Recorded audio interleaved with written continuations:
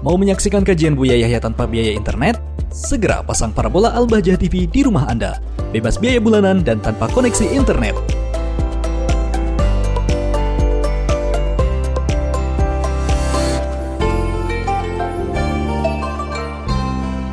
Pertanyaan dari hamba Allah. Assalamualaikum Buya. Waalaikumsalam warahmatullahi wabarakatuh. Apakah yang harus saya lakukan jika suami memberi uang dan menafkahi orang tuanya, sementara saya sebagai istrinya tidak pernah diberi uang, hanya sekedar dikasih makan saja? Bagaimana saya harus menyikapi hal ini? Mohon penjelasannya Buya. Baik, kami ajak wanita itu berpikir cerdas. Paling enak wanita itu semuanya dicukupi, nggak usah megang duit. Repot megang duit itu, bingung. Belum lagi duit itu kotor, dipegang oleh ribuan orang. Artinya kalau Anda sudah dicukupi urusan rumah tangga Anda, nggak pantas Anda menuntut apapun. Adapun suami Anda jika memberikan kepada ibundanya uang, karena ibundanya bukan sekedar perlu dikasih makan. Karena bisa jadi dia ingin memberikan uang saku kepada cucu-cucunya. Adapun Anda perlunya hanya untuk makan. Anda di bawah naungan suami. Kalau perlu tinggal ngomong, bisa saja begitu. Yang penting urusan Anda tercukupi. Urusan Anda tercukupi. Memang wajib suami beri nafkah kepada istri. Kalau dalam keadaan yakni tidak ada suluh, tidak ada damai antara suami istri, suami itu wajib memberi nafkah kepada istrinya 2 mud saja. 2 mud 6,7 kali 2 untuk makan saja. Pakaian sekedar untuk menutup aurat. Itu tidak terjadi persengketaan. Kemudian apa lagi? Sudah. Tempat tinggal yang layak sesuai dengan kemuliaan dia atau sesuai dengan suami, itu khilaf dalam mazhab Hanafi, mazhab Al-Syafi'i sesuai dengan kemampuan suami. Mazhab Maliki sesuai dengan keadaan istri. Berani nikah dengan anak raja harus buatkan istana dong, kan gitu. Kecuali dia merelakan menggugurkan keinginannya, haknya. Nah, seperti itu. Cuman jangan setelah baca kitab fikih nanti, ya ini kan berdasarkan fikih. Makanya kami nasihatkan pada suami ini, barangkali yang ngasih istrinya makan saja. Barangkali dia membaca fikih salah. Suami istriku harus aku beri 2 mud saja deh, kasih makan saja, yang lain enggak. Nah, ini terlaluan. Itu adalah dalam keadaan sengketa. Misalnya suami pelit amat, tidak pernah ngasih nafkah kepada istri, maka hakim boleh memaksa mengambil hartanya 2 mud setiap hari. Cuman hidup itu kan di saat terjadi konflik fikih, konflik sengketa. Cuman hidup rumah tangga, masa sengketa? Hidup rumah tangga itu damai. Memang misalnya mencuci baju adalah tugas sang suami. Ini gara-gara dengar ceramah saya dipotong, nanti istrinya langsung di rumah nggak mau nyuci baju. Suaminya, kenapa? Dalam fikih nyuci baju tugasmu sendiri, wahai suamiku, bukan aku. Suaminya langsung balas, kalau begitu 2 mud, nggak ada tambahannya. Jadi dalam hidup itu sudah istri, suami memberikan nafkah tidak hanya 2 mud, imbalannya apa nanti? Istri dengan sukarela juga tiba-tiba mencucikan baju suaminya. Menanak nasi tugas suami kok, istri tinggal makan saja. Tapi karena suaminya juga memberikan lebih, tiba-tiba istri juga menanak nasi. Hidup tuh begitu, bukan pakai tuntut-tuntutan. Tuntut kan repot nanti rumah. Istri yang nggak mau nyuci, karena dalam fikih saya tidak perlu mencuci. Oh, baik-baik, 2 mud nih. Makan kau. Tidak mau nyapu.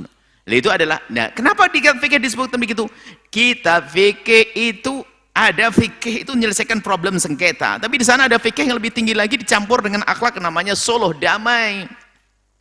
Jadi suami memberikan, ya kadang-kadang memberikan rumah, memberikan hadiah segala macam semuanya.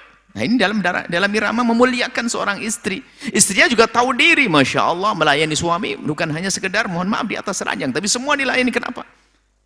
Ini hidup damai begitu. Makanya bahaya juga salah memahami fikih. Makanya tadi yang suami tadi, jangan-jangan suami itu salah baca fikih, kasih makan dong istrinya. Sudah begitu suruh nyuci, suruh main. Dan maksud kami apa? Dari suami dan istri jangan biasakan saling menuntut. Kalau istri Anda tadi yang bertanya, sudah dicukupi dengan makan enak, cukupi, sudah alhamdulillah. Lalu kenapa kok membedakan ngasih saya dari kasih duit, ibunya kasih duit? Beda Anda dengan ibunya. Anda punya anak, anaknya dia dikasih makan. Tapi ibunya dia punya cucu yang mungkin bukan anak Anda. Sehingga dia perlu ngasih uang saku. Jadi kami ingatkan kepada para istri, ini kadang-kadang para istri itu ngiri di saat suaminya memberikan sesuatu yang lebih kepada ibunya. Oh enggak, jangan. Kalau Anda punya suami memberikan kepada ibunya setiap bulan 10 juta, lalu berikan kepada Anda 5 juta, Anda jangan marah. Karena berarti suami Anda istimewa, suami yang berbakti pada ibundanya. Tapi kok 10 juta, Bu ya? Saya kok cuma 5 juta. Duh, 5 jutamu sudah cukup. Atau sebaliknya. Jadi intinya apa yang Allah yang diberikan kepadamu sudah tercukupi, selesai, jangan banyak menuntut. Tapi suami saya tidak pernah memberi uang kepada saya, tapi bisa saya menabungkan untuk rumah atau apa masa depan anak-anak. Makanya gaya hidup perempuan yang suka nuntut itu capek hidupnya. Kalau sudah cukupi, alhamdulillah selesai. Tidak dikasih uang, ya mungkin uang suami saya membutuhkan untuk yang lainnya. Sampai suatu ketika seorang istri dengan bahasa, "Bu ya, suami saya itu seperti punya istri 2. Maksudnya, setiap gaji dibagi 2, separuh buat ibunya, separuh buat saya. Ya terserah, suka-suka. Untukmu cukup gak? Cukup, ya sudah. Ini pada wanita, jangan biasa menuntut begitu. Tidak indah, karena suamimu sampai kapanpun gak akan putus dengan ibundanya sama ayahandanya. Bahkan kalau adiknya menjadi fakir, di bawah naungan suami kok. Anak laki-laki, makanya kenapa dalam pembagian waris itu mendapatkan lebih? Karena apa? Seandainya ada masalah, tanggung jawabnya gede. Laki-laki punya saudara 4, perempuan semuanya. Bapak ibu masih hidup. Kalau ternyata semua jatuh miskin, ternyata semua nafkahnya jatuh kepada sang laki-laki. Baik tuh. Tapi kalau anak laki-lakinya fakir, nggak jatuh kepada adik perempuannya, enggak. Makanya kenapa waris juga dibedakan oleh syariat, karena di situ ada makna tanggung jawab yang panjang. Maka seorang istri jangan main tuntut. Suamimu tuh punya kewajiban banyak kepada ibundanya, kepada ayahanda harus nafkahi, kepada adiknya. Bahkan kalau adiknya punya anak, jadi di bawah naungannya juga.